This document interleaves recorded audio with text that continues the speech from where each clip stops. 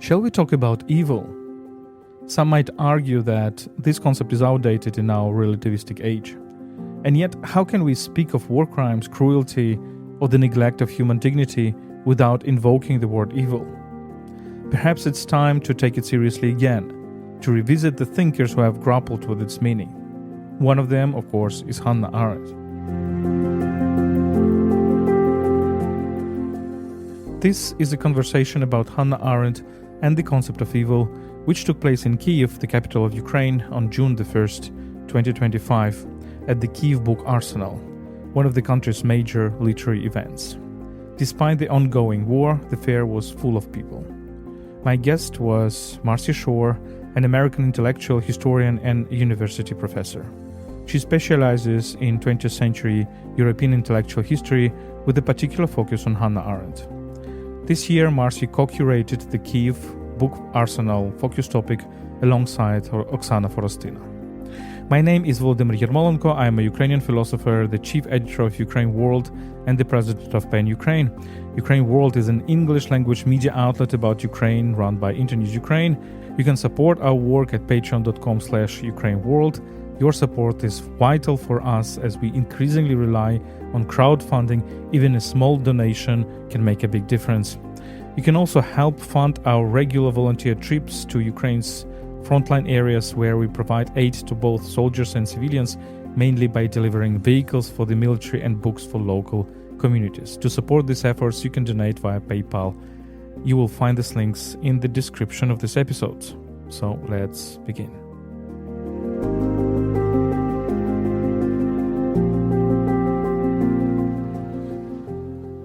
So we're going to start our discussion, and I would like us to give a very warm welcome to Marci Shore, please.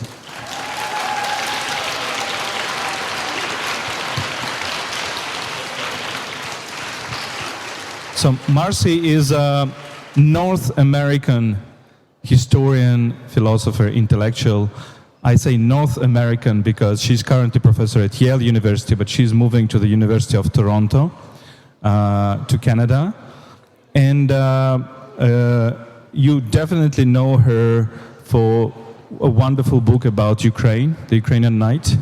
But I also very advise to you her course at Yale University about the intellectual history of the 20th century from Nietzsche. And this is a wonderful course which is available online on podcasting platforms, but also on YouTube. And you can learn a lot about everything that has happened in the European intellectual history since Nietzsche onwards. And one of the key figures in that course is Hannah Arendt. So today we are going to talk about the question of evil in Hannah Arendt, because Hannah Arendt is a very important thinker right now for Ukrainians. There are lots of concepts of Hannah Arendt that we try to apply and we try to rethink. Another thing is that this year is the 50th anniversary of her death. She died in 1975. So if my math is correct, this is precisely the 50 years, half of the century. A lot of her works actually comes from the post-World War II era. And I'm reading and rereading her wonderful work, The Origins of Totalitarianism, about which Marci says a lot in her lecture about Hannah Arendt in this course at Yale. There is also, of course, the fundamental book, Eichmann in Jerusalem, about the concept of the banality of evil. There is a wonderful book which is called Man in Dark Times, which inspired myself to call a podcast Thinking in Dark Times. There is a wonderful book about us, about humans, the human condition. And there is a wonderful book about revolutions, and all and all and all and all. But today I really want us to talk about evil, because this is a question that Ukrainians are asking themselves very often.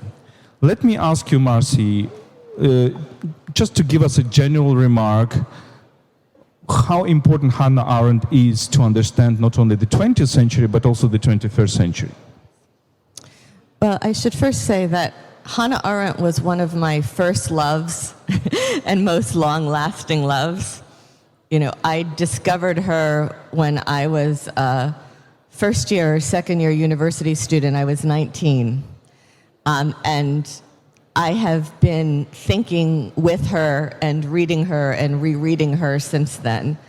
And at all moments of trauma and historical catastrophe, I always feel this impulse to go back to her.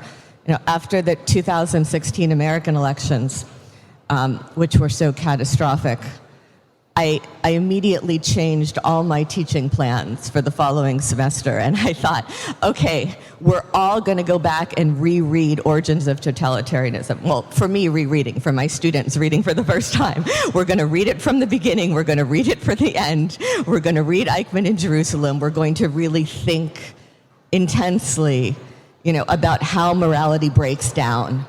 Under what conditions does morality break down, and how is evil possible? And she remains for me, you know, all these decades later, you go through so many different stages of your intellectual life, she remains to me a kind of point of grounding and clarity. So one of the concepts of origins of totalitarianism is the concept of radical evil. She doesn't talk about this very much in detail. I think she mentions this concept just a few times. But then the definition is like illuminating for me, because she says that radical evil is making people superfluous. And I also translate it as making people replaceable. And you talk in your lecture about Hannah Arendt. I think you brilliantly and beautifully talk about how the totalitarianism are erasing the subjectivity of human beings. Can you elaborate on that?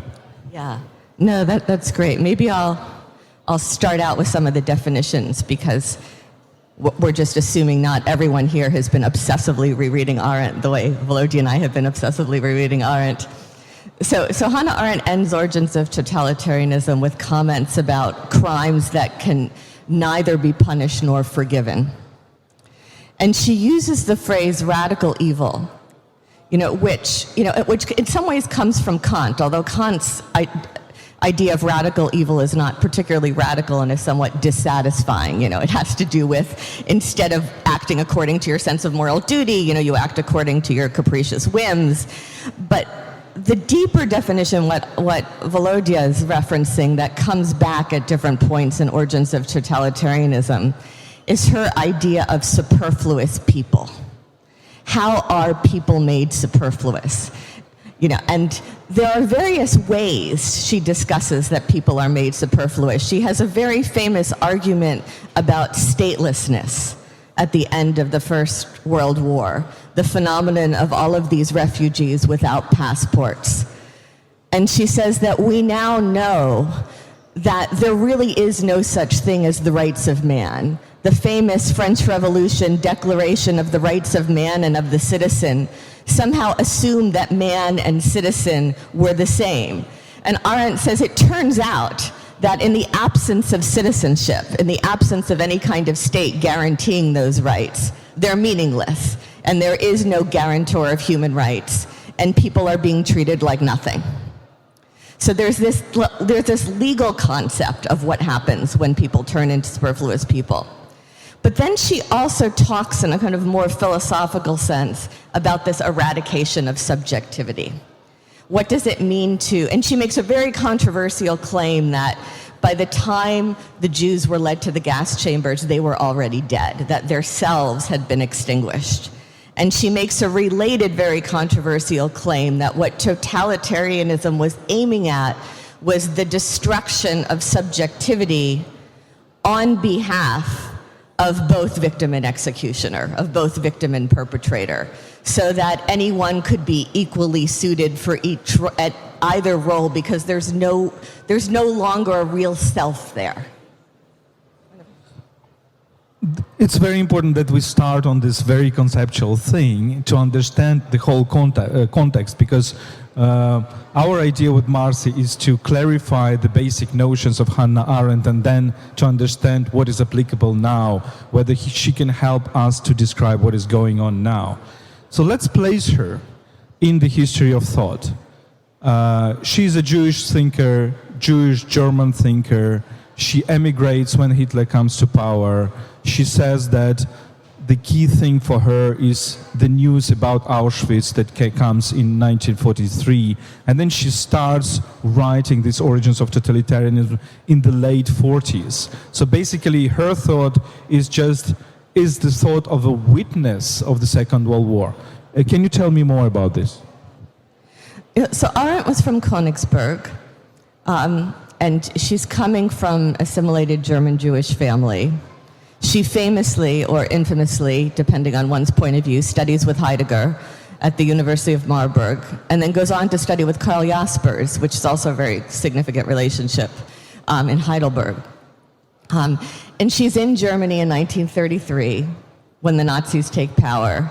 She's briefly arrested, and when she gets out of prison, she leaves. She goes first to France, and then eventually she goes to the States.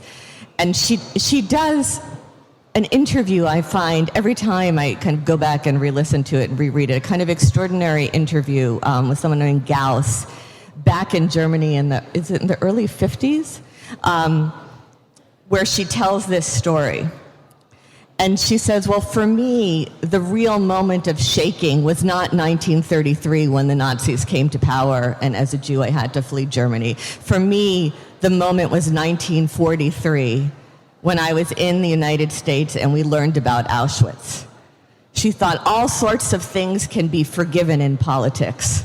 The way in which, states have conflicts with one another, and life goes on. But she said this was different. This is not something that can ever be gotten over or forgiven. And her preoccupation then is understanding that. Understanding how that was possible, understanding what that means, understanding how we go on, given that we know that's possible. And coming back to this biographical element, she publishes Origins of Totalitarianism, which basically says that there are lots of commonalities between Nazism and Stalinism, which was a heretic thought at that time, because a lot of people thought that, Soviet Union is also on the side of the good. And the end of the Second World War was the victory of the good against evil. And somehow Soviet Union is a part of the good. And therefore there were lots of leftist thinkers in 1950s, 1960s, who were, saying that the good also comes from the communism and the Soviet Union. I find it still very difficult in Germany in Germany and some other countries to take upon this argument that basically, yes, Nazism is absolute evil, but Stalinism and communism was absolute evil too. So how do you think the legacy of that book, which was so illuminating in early 1950s, but then so much put under question later? No, you make an interesting point, because one of the things I love about Arendt is the independence of her thinking. She is someone that you can't easily describe as being conservative or being a leftist or being X or Y. She reads Marx very seriously, reads Heidegger very seriously, reads Hegel very seriously. She reads everyone very seriously, and then she takes what seems important to her. And she doesn't feel like it has to fit in with some larger political project. And it's a kind of uncanny perspicacity that she has about that. And I've been preoccupied with phenomenology for a long time. I'm finishing a book on phenomenology. And so to me, a lot of what I see her doing with Nazism and Stalinism is phenomenological. So this idea of, can you look at a phenomenon? Can you look at something that's happening?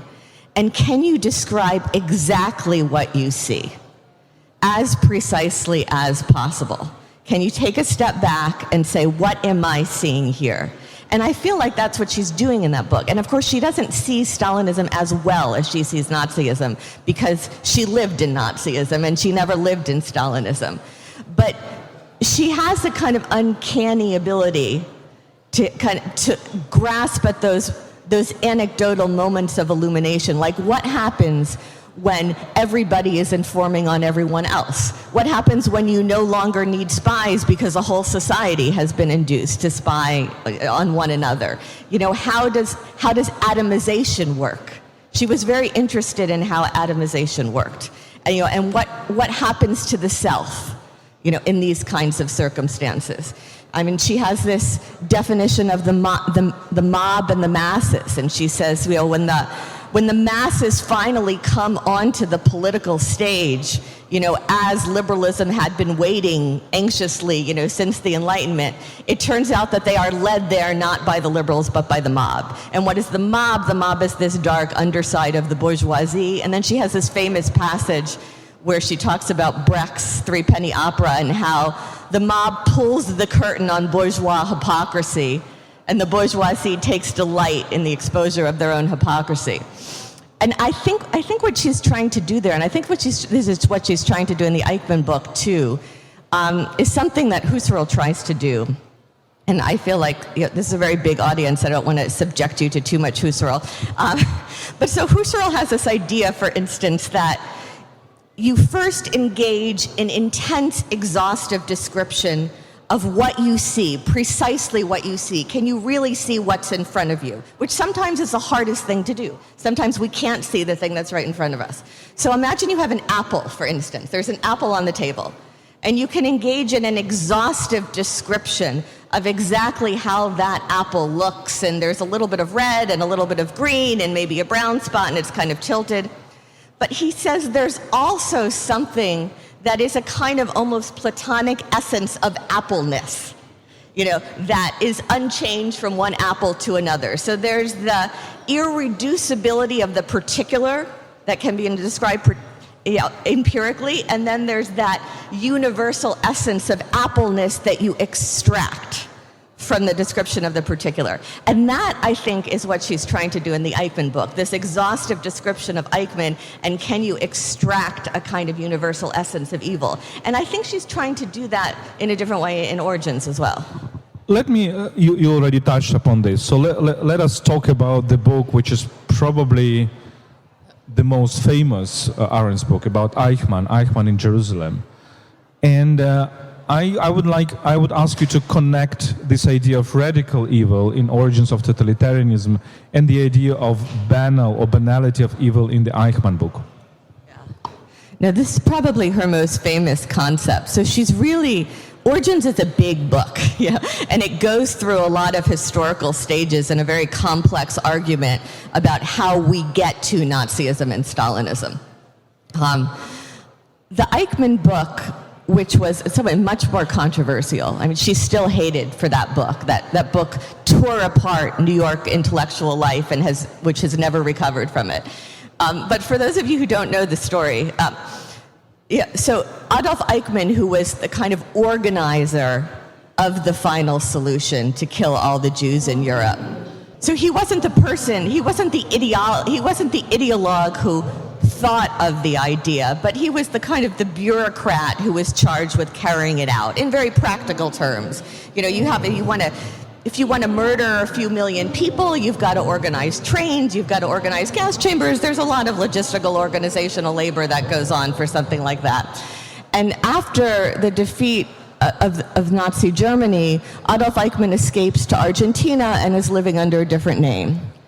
And the Israeli Mossad, the Israeli Secret Service, is looking for this guy for years and years. And they finally find him in 1961, I think it is, and illegally kidnap him in Argentina and bring him back to Israel to stand trial. And this is going to be the show trial that will also educate a whole next generation about what the Holocaust was. And so they get Eichmann, they put him on trial in Israel. They get 3 Israeli judges who are native German speakers, which is important because they're listening to him speak in his own language.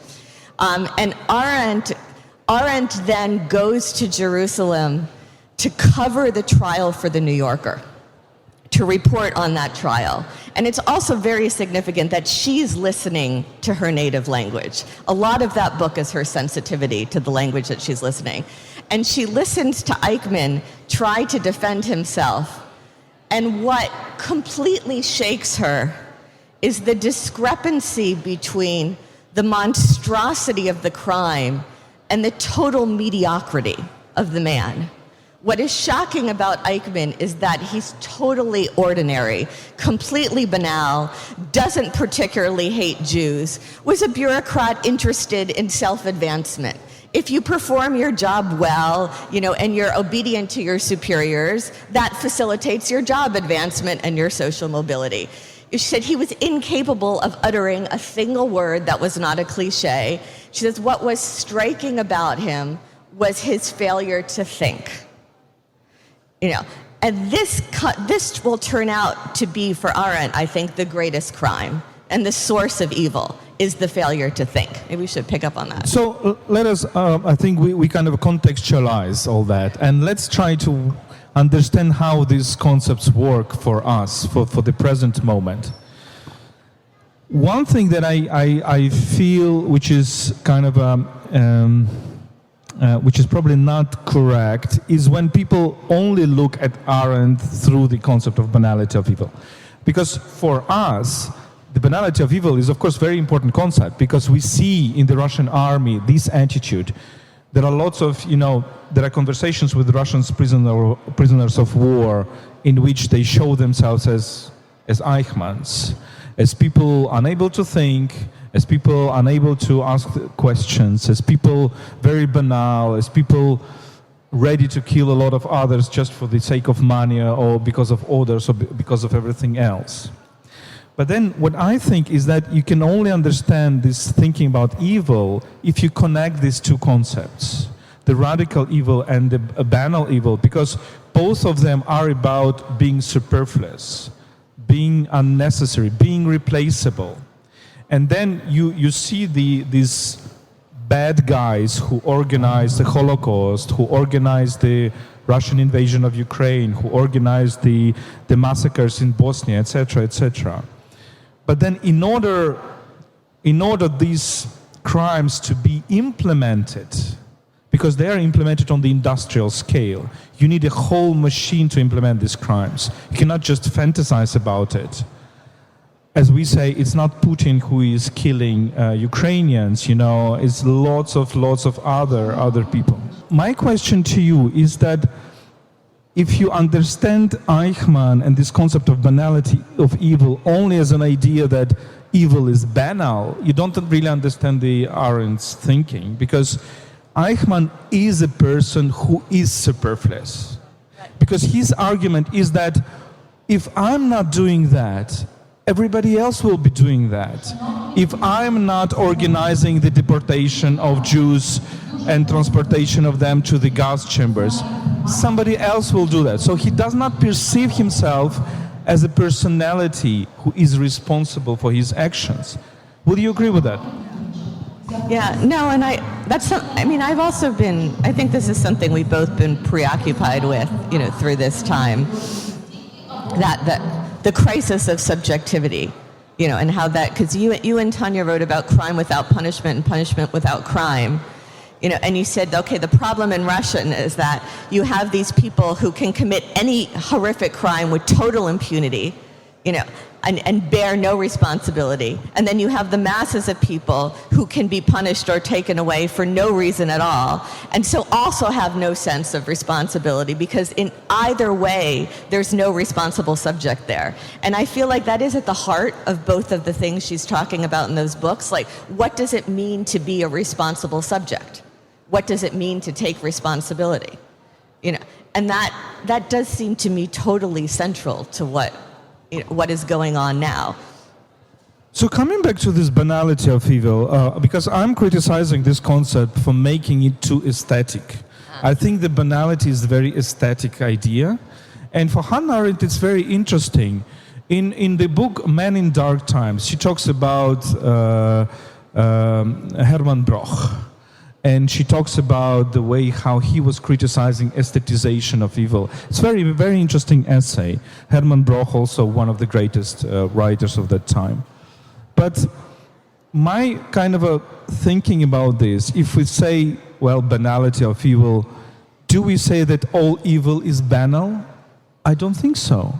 I don't think that all evil is banal. I think evil can be interesting.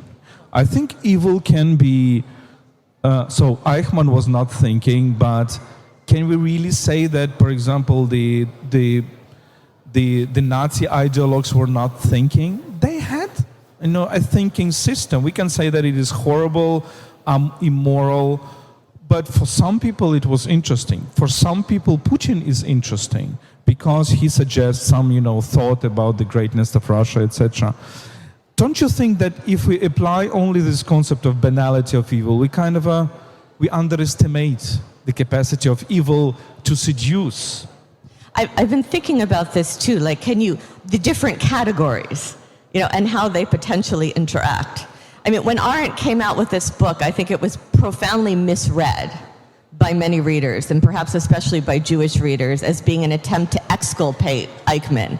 People wanted to see a demon, and she's laughing at him. And I think people misread that as her sympathy for him. I don't think she had sympathy for him. I think what you feel in that book is not hatred, but what Yurko would say Verachtung, what contempt. When he described how he felt about the Russians coming in, he said it's not hatred, it's contempt.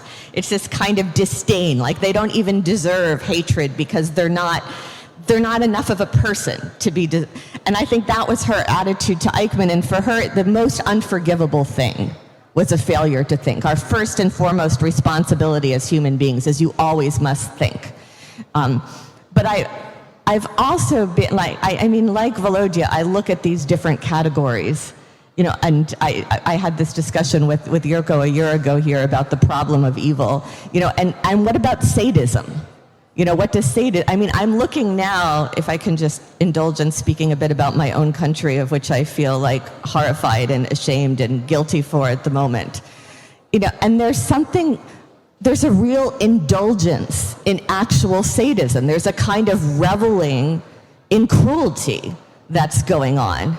It's not only that, our presidential administration is just sweeping up foreigners from the street and deporting them into a foreign prison, but they're making almost erotic videos about it, if I could use the word erotic. Kristi Noem, our chair of Homeland Security, did an almost kind of sexual video op-ed in front of these prisoners in an El Salvadorian prison.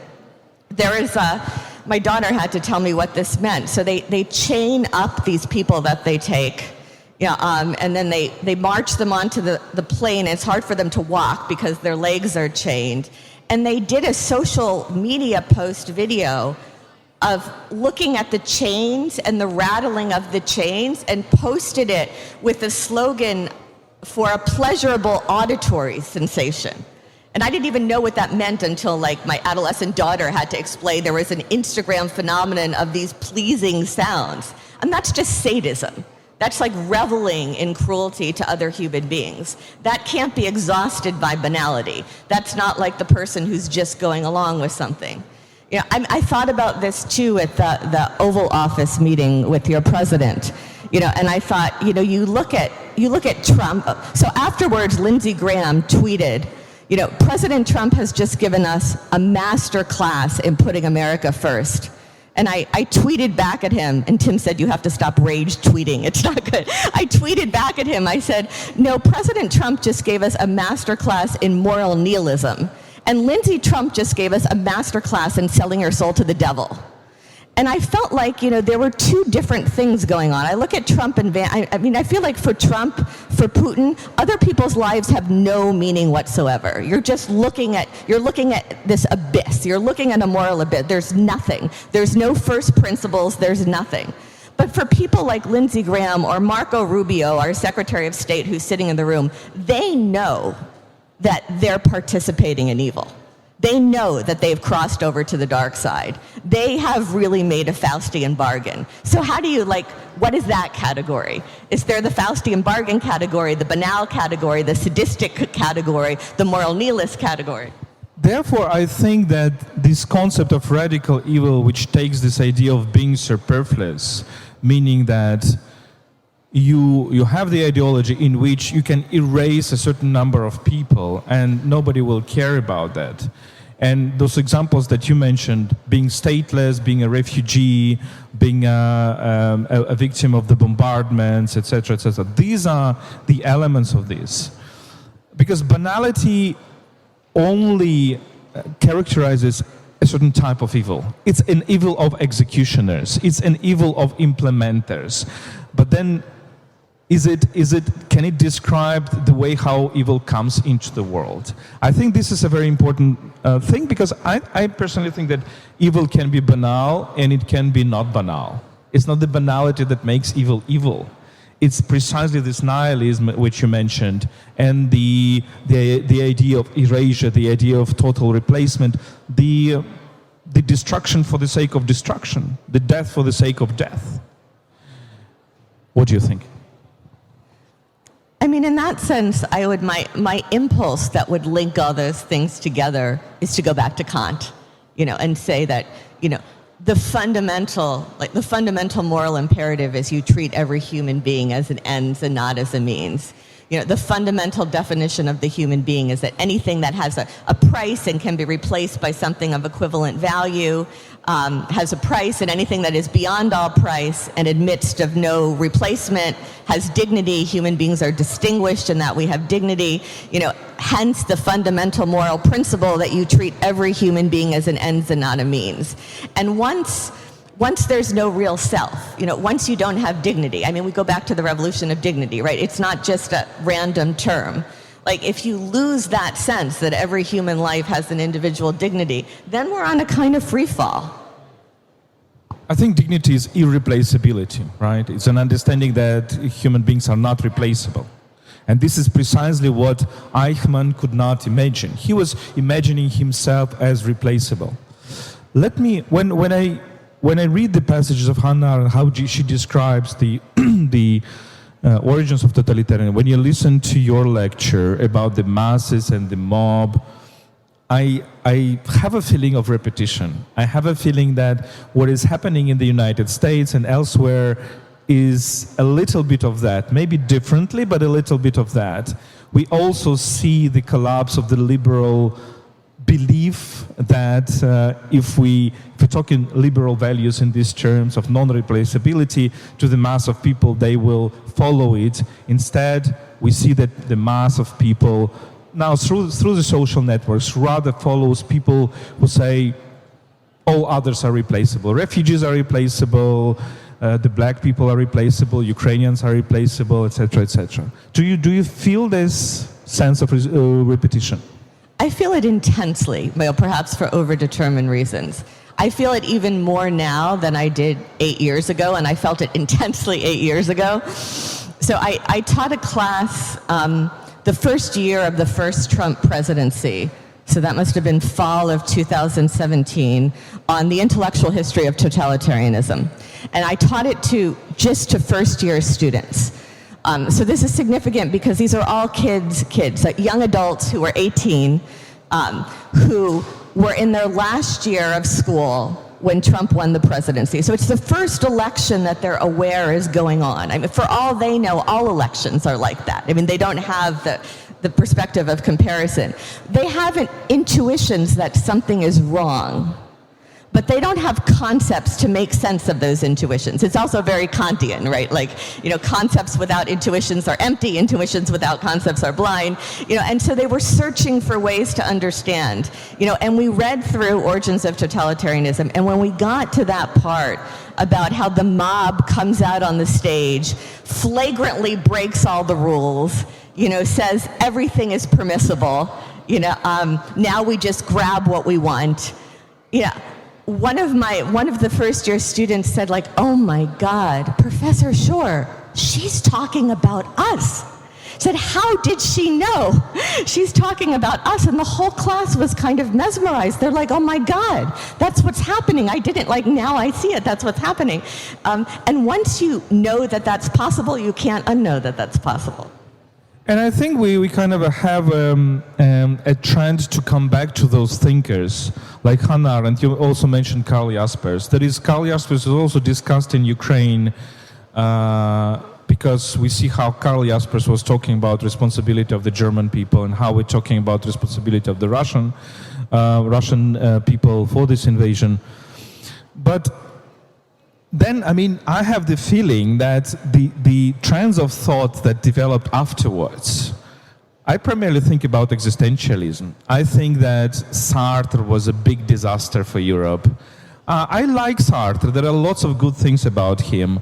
But the very concept of nothingness is a very bad thing, because when he says that our liberty is a capacity of nothingness, what he calls the niantisation, is not understanding what nothingness means. Precisely this nihilism that you are talking about, because evil is the drive for nothingness, we can say. Then we have post-structuralism, Habermas, and all these wonderful guys that kind of that relativize the concept of evil, right? The people start saying, okay, but why are you using this concept of evil? It helps you to formulate these ideologies that kill all other people because they're evil, etc. And I still find it very hard to talk about evil in the Western world. People look at me as a very crazy and dangerous person. What would you say then? Why this concept of evil is not it should not be relativized? Why we should come back to it maybe? No, this is a very good point. And this was, I would love to hear more about your analysis of Sartre. This was Tony Judd's problem with Sartre, too. For Sartre, radical nothingness was radical freedom. And that was precisely the space we have for self-creation. He just didn't know what nothingness means. Right. Sartre understood nothingness in a particular way. He understood it, it seems to me, the way the avant-garde understood it, of like the 1910s and 1920s, that anything is possible. He understood it as something that was liberating and creative. But then, like a lot of those avant-gardists, they make that leap. They make that leap to the Bolshevik Revolution, because the nothingness becomes unendurable that way. And one of Tony Judd, who was this extraordinary historian, originally from Britain, of 20th century Europe, who died very sadly and very prematurely in 2010, he gave a lecture several years before he died at Indiana University that I was at. And he started off by saying, if you can't use the word evil, you have a really hard time understanding what happened in the 20th century. You know, and even as someone who has very much enjoyed a lot of post-structural philosophy, using it, teaching it, playing with it, I think Tony's right. I think we have to go back to some kind of ontological distinction between good and evil. And this relates to the problem of post-truth, because like Leszek Kolakowski would say that without a distinction between truth and lies, we don't have a basis for making that distinction between good and evil. That, you know, the epistemological realism, in some sense, that moral realism is predicated on epistemological realism. Yeah, because the 20th century philosophy afterwards, 1960s, 1970s, I love it, I adore it, I'm a student of it, but I'm also very critical. I think this idea of replacement, the danger of this idea of replaceability of human beings was just cut off from the thinking. And I think it's very important for us to understand it. And therefore people just didn't perceive Putin as evil, didn't perceive Russian new autocracy as evil, because he was just a polite guy who was talking to them, who was giving deals to them. You could have traded with them, etc. But what people didn't understand is that it's precisely the type of people who are learned to replace others, who are learned, and therefore I'm now coming up with this concept of thanatocracy, meaning when you use death as a management tool. Therefore I'm critical of this idea of banality of evil, and I'm saying it's just a part of it, because you cannot really say that Putin is banal. I think the problem is that he is intelligent in his way how to use death as a management tool, and therefore he's dangerous. So my reproach about Eichmann book is not that she was sympathizing with Eichmann, is that she was portraying this evil as not very dangerous. When you think, well, this evil cannot think, it kind of lessens the level of it. I think we need to take evil seriously. What do you think? See, I would say I think she thinks it remains very dangerous. I don't think she was in any way making light of the danger. But I do think you're right. It doesn't apply to Putin the way it didn't apply to Goebbels. It didn't apply to Hitler. You have to go down a level. But the problem of people, I mean, if I can say something about like then how what's happening in Ukraine is talked about in the States. I listened to these talks by political scientists, and there are no people. You know, I listened to a talk by Stephen Wertheim, I think, you know, about the war in Ukraine and how it was really NATO's fault and we should negotiate with Putin and everything is a negotiation and realpolitik. And it's not that he was evil, but afterwards one of my colleagues came to me and said, I'm sorry, Marci, it must have been difficult for you to listen to somebody speak about this war for an hour and not mention a single human being. You know, and when I talk to American audiences, you know, and I might be overly emotional about this, but I started a lecture recently with a picture of Stanislav Isayev, who I'm sure a lot of you know. When he was on the front, you know, he miraculously survived 2 times of being seriously wounded, but his coffee cup was kind of shot through with shells. And he gave this coffee cup as a present to our mutual friend Olena, who's from Horlivka. And when I visited Olena for her birthday, we took a picture with Stas Isayev's coffee cup. And so I started this lecture with this picture of Stas's coffee cup.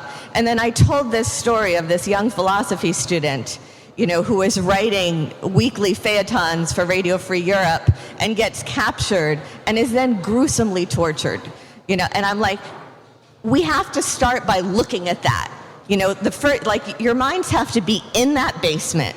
You have to be seeing this young, brilliant person being chained to a bed, you know, and electrocuted. And then let's start the discussion here. Because without looking at that and trying to understand what that evil is and where that comes from, everything is an abstraction. Then we're not talking about people.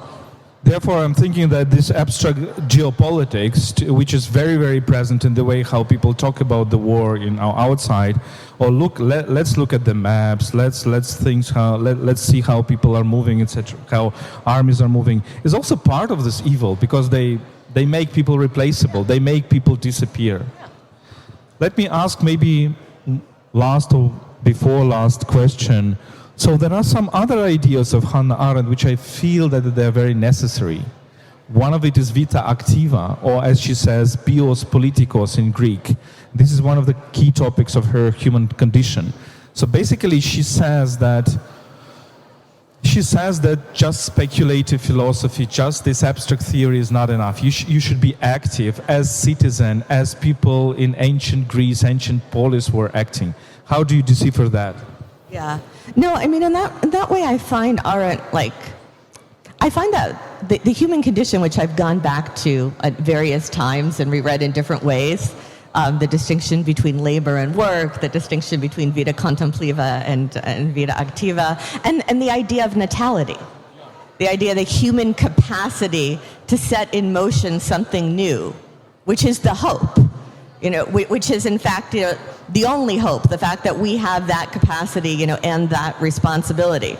But what she talks about in the life of the mind that also has to, like, for her, thinking is active, right? Like denken is not a passive thing. Thinking is active, you know, and it's a responsibility. Yeah, and a failure to think is always going to be connected to evil. And this is one of the reasons, if I can, you know, say something about the book fair, this is one of the reasons why it gives me so much hope to be here. I'm feeling paradoxically much more hopeful now that I'm in Kyiv than I have been for the past year of being back and forth between Canada and the States, because it's amazing to see all these people caring about books.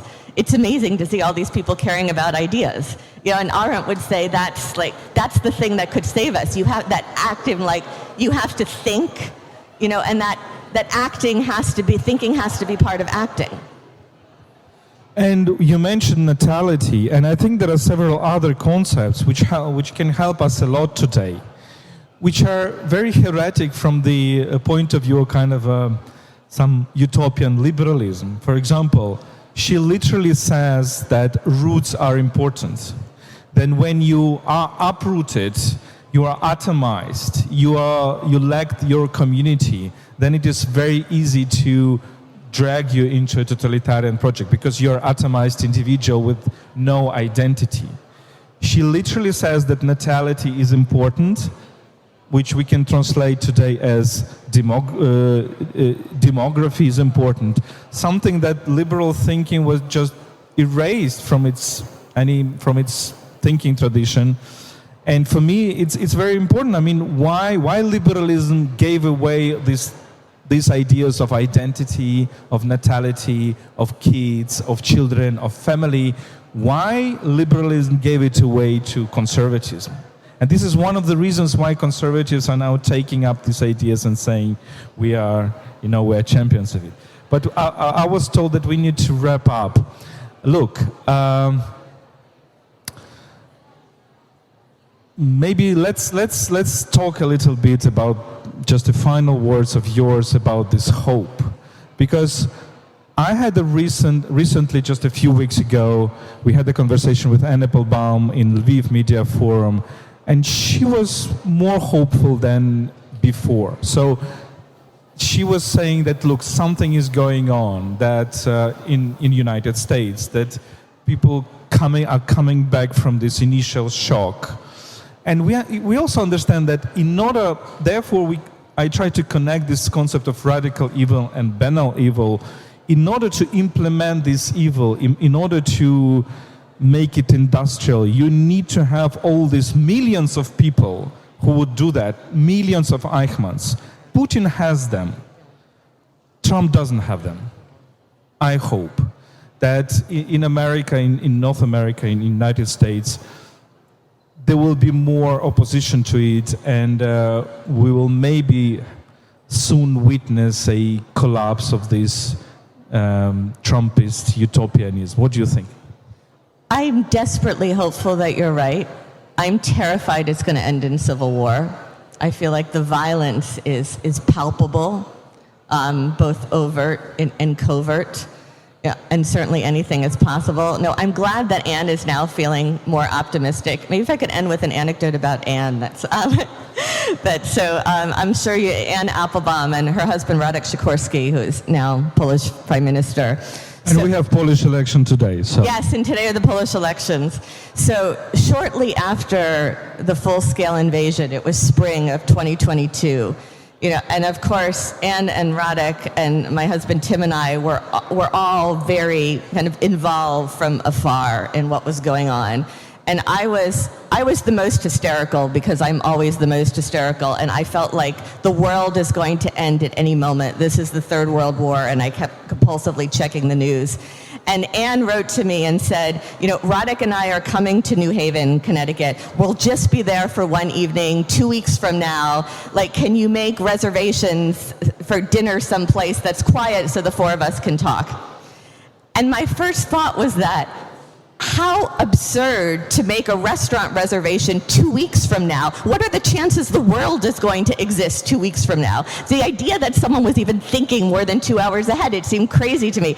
And I said, Anne, what are you even thinking to make a dinner reservation 2 weeks from now? Why do you even assume the world will still be here? And she emails me back in her very Anne-like way. She's like, Marci, just in case, humor me. Make the reservation. And so I did make the reservation. The four of us had dinner, and they were feeling very optimistic that, Radek had ideas about, the new weapons that Ukraine was going to get, and he could see, ways that there was going to be Ukrainian victory. And so we're walking out of this restaurant in New Haven. So you've got 2 American Jews and a Midwestern Quaker and a Polish patriot, and we're saying goodbye, and we're all like, Slava Ukraini, Slava Ukraini. Anyway, that's your Anne Applebaum story for the evening.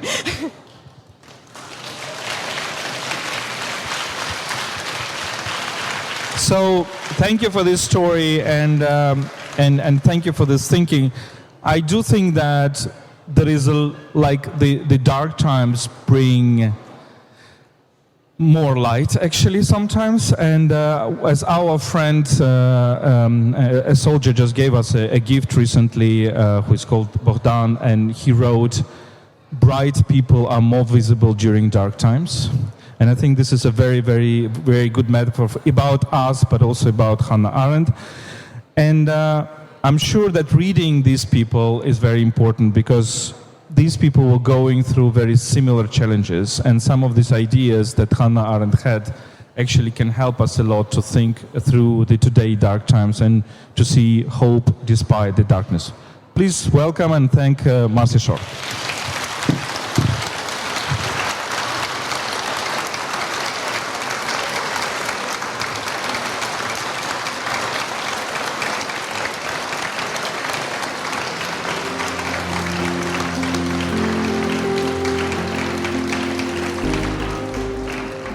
This was a podcast series, Thinking in Dark Times, by UkraineWorld, an English-language media outlet about Ukraine. My name is Volodymyr Yermolenko. I am a Ukrainian philosopher, the chief editor of UkraineWorld, and the president of PEN Ukraine. This episode was a recording of a conversation about Hannah Arendt and the concept of evil, which took place in Kyiv during the Kyiv Book Arsenal. My guest was Marci Shore, an American intellectual, historian, and university professor who specializes in 20th century European and American intellectual history with a particular focus on Hannah Arendt. Let me remind you that you can support our work at patreon.com/UkraineWorld. Your support is vital for us as we increasingly rely on crowdfunding. Even a small monthly donation of $5 to $10 can make a big difference for us. You can also help fund our volunteer trips to Ukraine's frontline areas, where we provide aid to both soldiers and civilians, mainly by delivering vehicles for the military and books for local communities. You can support our efforts via PayPal, ukraine.resisting@gmail.com. You will find these links in the description of this episode. Thank you for listening, stay with us, and stand with Ukraine.